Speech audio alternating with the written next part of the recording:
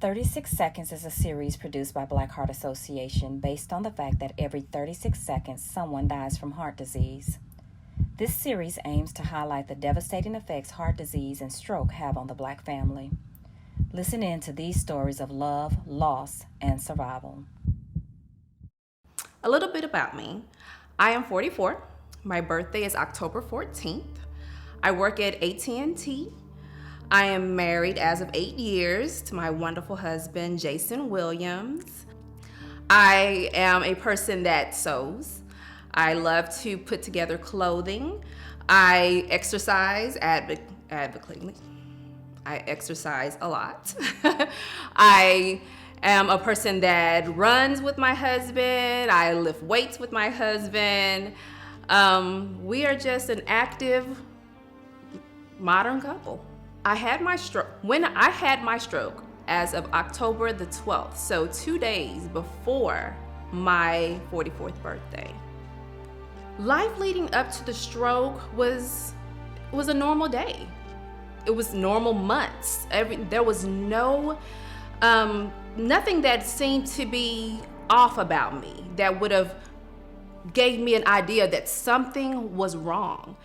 If I had a headache, it would be something that was, monthly women have headaches, PMS.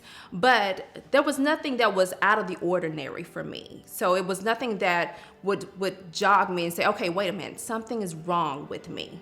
So everything was perfect. I actually went to the doctor. I go repeatedly for our well women's once a year.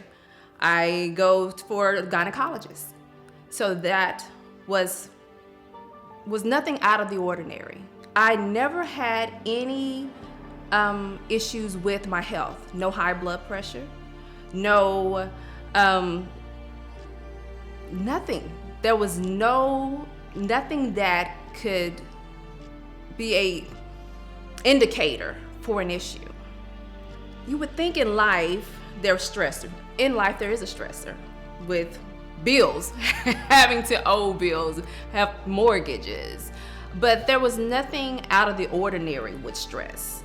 Out of 2020, COVID, that was a stressor, but that was a stressor for everyone. Staying at home, not necessarily was a stressor for me. We worked from home. So it was uneventful. It was eventful looking at TV, looking at what was going on in everyone's life, but it was the same thing going on in everyone's life. October 12th was a usual morning. I got up at around 8 o'clock. I was on vacation, so I slept in. I wasn't up at 7 a.m. to get ready to log on. I got up and called my mom. We speak every morning. And I felt it was a normal conversation. And my mom asked me, "What's wrong with you?" And I said, "Nothing's wrong with me. What are you talking about?" That's what I heard myself saying. That's not what she heard, though. And so she said, "Something is wrong with you." And I said, "Nothing is wrong with me." She said, "Give the phone to Jason."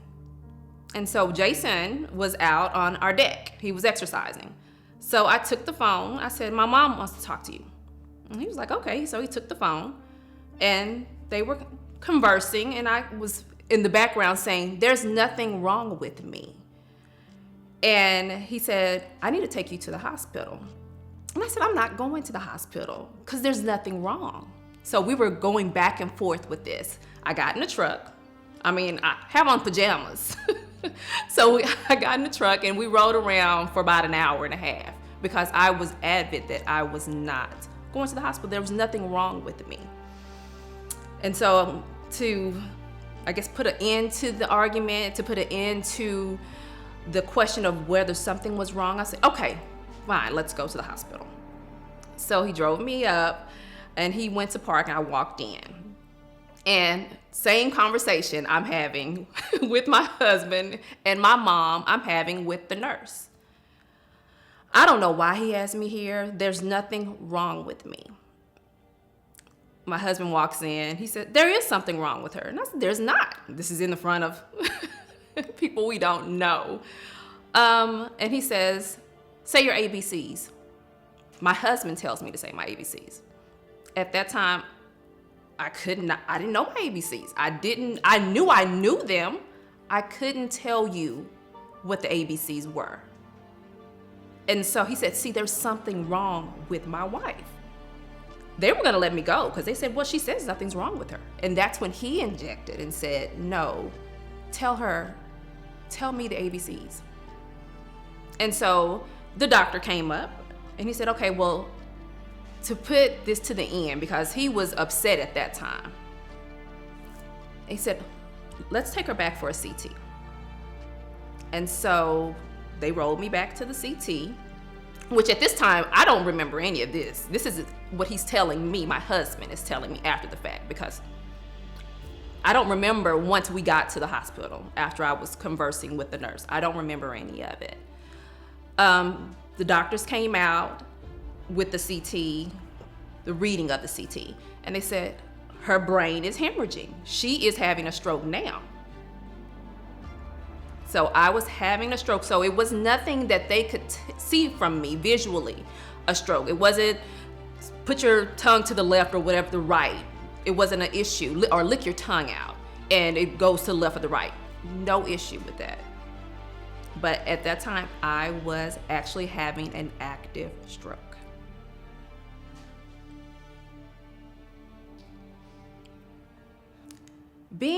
Having a stroke and not knowing you have a stroke. I had a stroke. Well, when I came to understand what was going on, I woke up in the hospital. Well, I was up.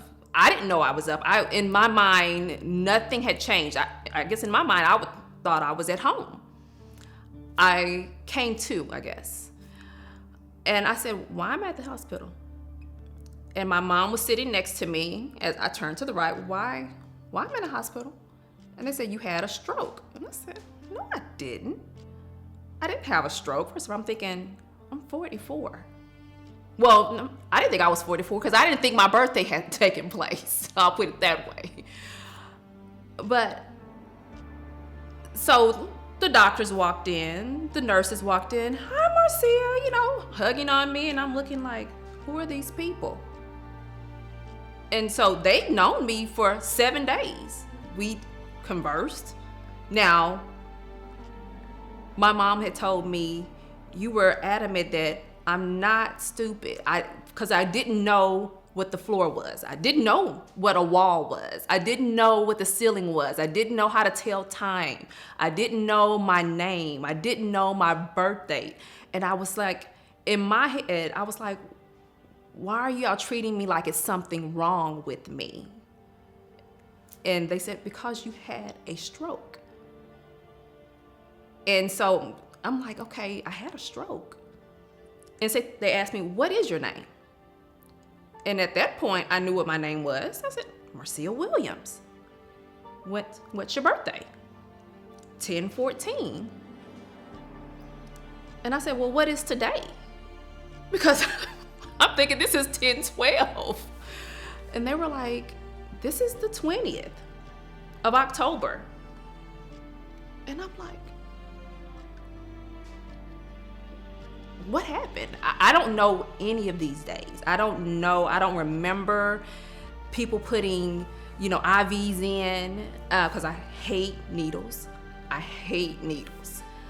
I don't remember anything. I don't remember MRIs because that would have been my first MRI. But they said, you've been in several MRIs. So that was coming back to, I guess, reality. I was in the twilight zone. To me, I was in the twilight zone. It was a movie that was steadily rerunning every hour. I was like, okay, am I really awake? In my mind, I'm thinking, am I awake or am I laying somewhere that was in my mind thinking, what happened to me and I don't know? How is it that 7 days went by and I don't know? How do you settle with not knowing? How do you settle with rationalizing a blank piece of your world, your life that has been turned upside down? I for the last, it's been 4 months, going on 4 months. Every morning I used to, and I just recently stopped doing that, I think within the last month, waking up at 3 in the morning and just being nervous because I didn't know. I was like, okay, where am I? And my husband would say, you're okay. You're okay. And my mom would tell me, you're okay. But I would just wake up like, okay, am I okay? It's hard to believe with me to rationalize that I had a stroke. Because looking at myself, I don't look different. I don't have any outward, features. I don't have, a drooped face. I don't have where I can't walk. I don't have an issue where I can't grab onto anything.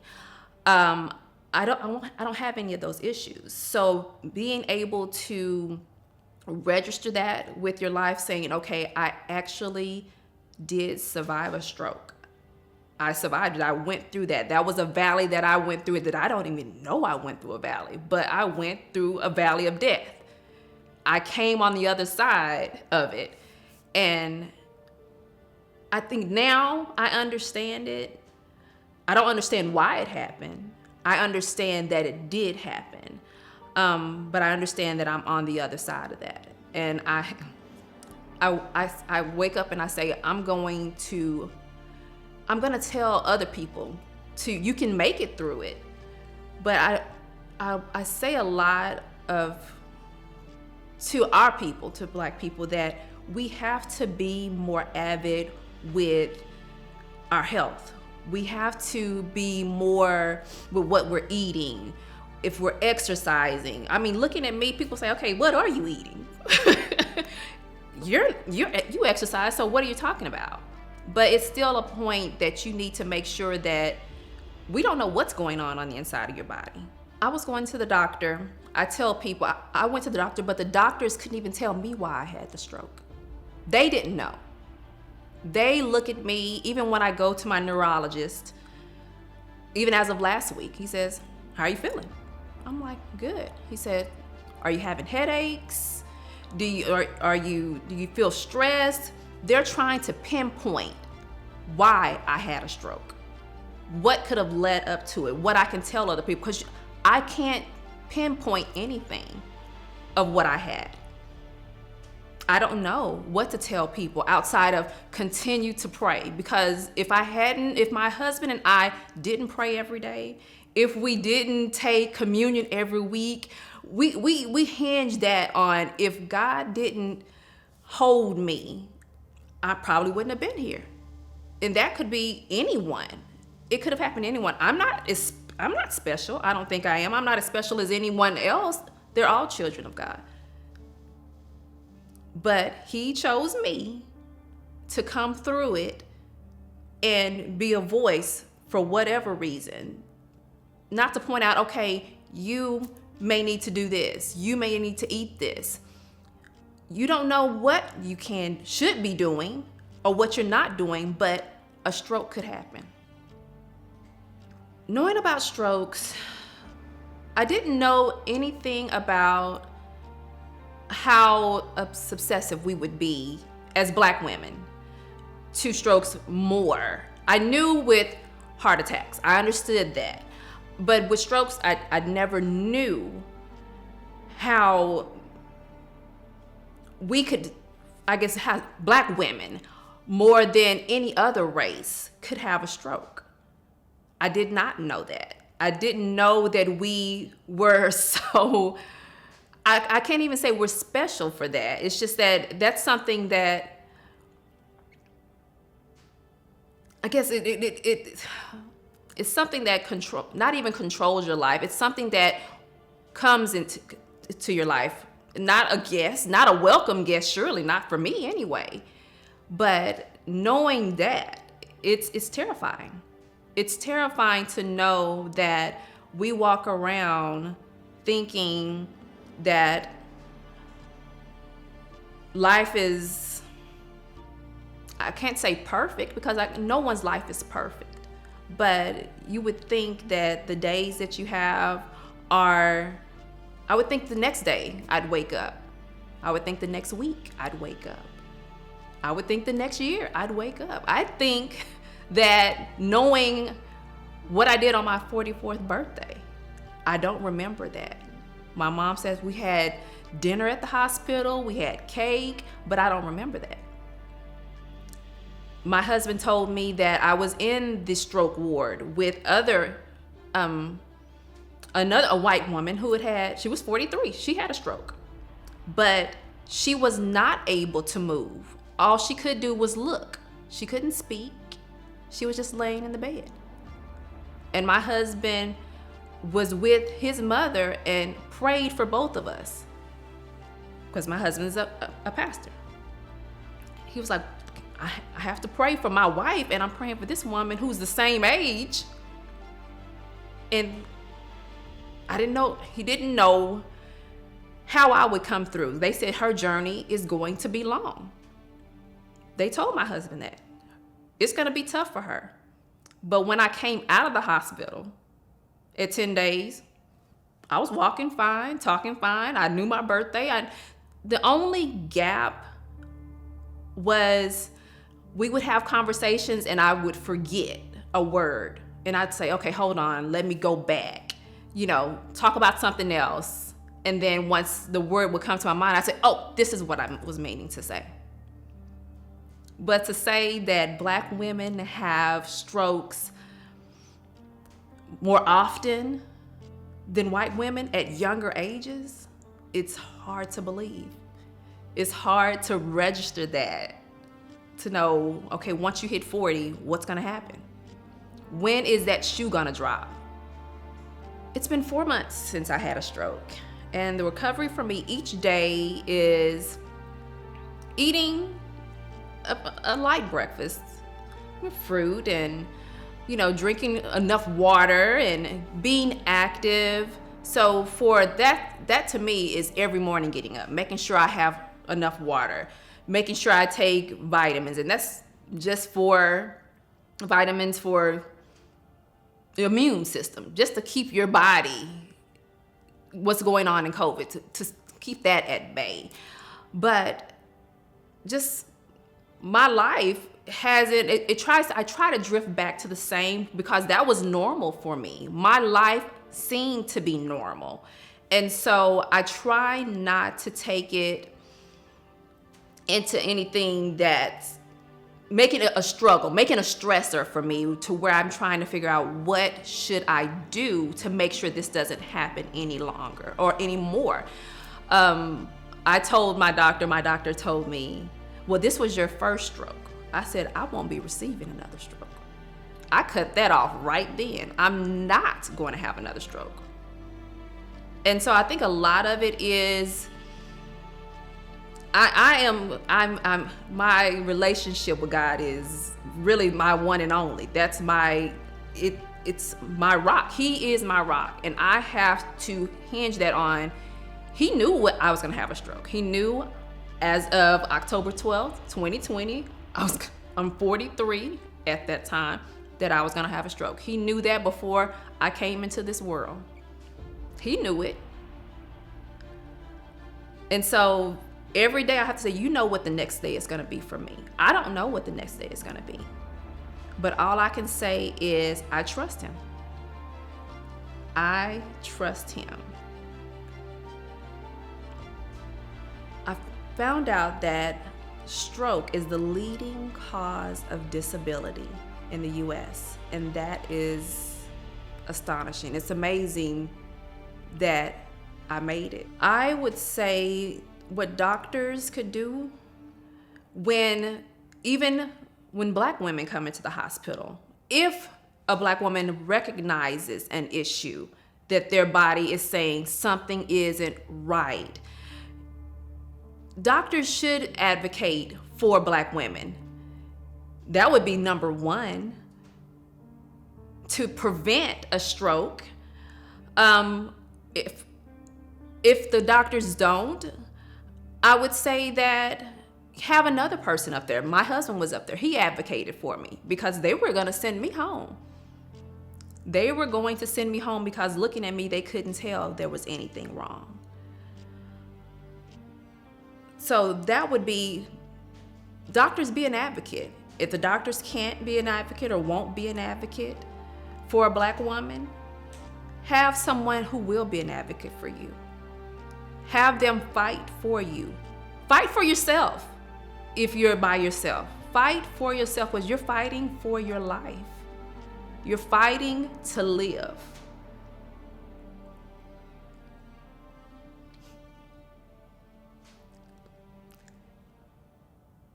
And to think about how many Black women who may have a stroke in their 30s or in their 40s and not make it. That's it's hard for me to think about that. It's hard for me to say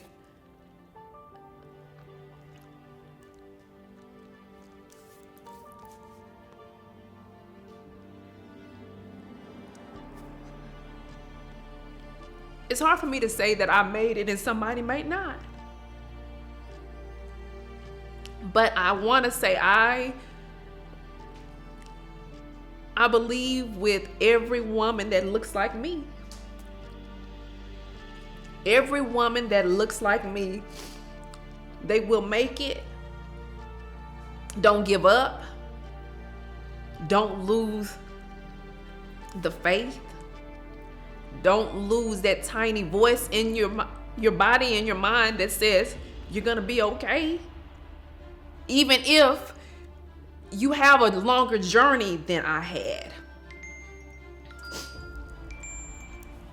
Even if you had a longer journey, that journey, you'll make it through that valley.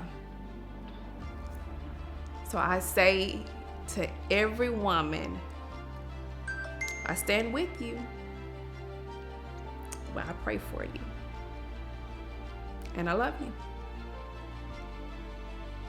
Life has changed for me greatly because I have adamantly tried to change. Work life. That was, I think, the biggest stressor for me. Being in corporate America, I'm in HR. We do EEO investigations, so discriminations. And I believe being a Black woman in corporate America, we feel like we have to be at 150%, not just 100%, 150% to show how good we are, to stand out from the rest, to show that we belong there. I would work 5 hours over an 8-hour day to make sure that I met any and every deadline or came in before the deadline, and that my projects that I had were pristine. So that was a level of stress that I did prior to October 12th. That was life for me. But going forward now, I say, you know what? Marcia's life is important to me, because if I'm gone from AT&T, they put someone else in that chair. And I had to realize that no one's life is more important than that company. That's just the bottom line. It's a sad truth.